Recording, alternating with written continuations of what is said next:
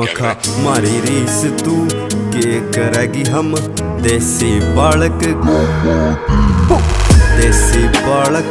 gamma के हम देसी बालक गामा के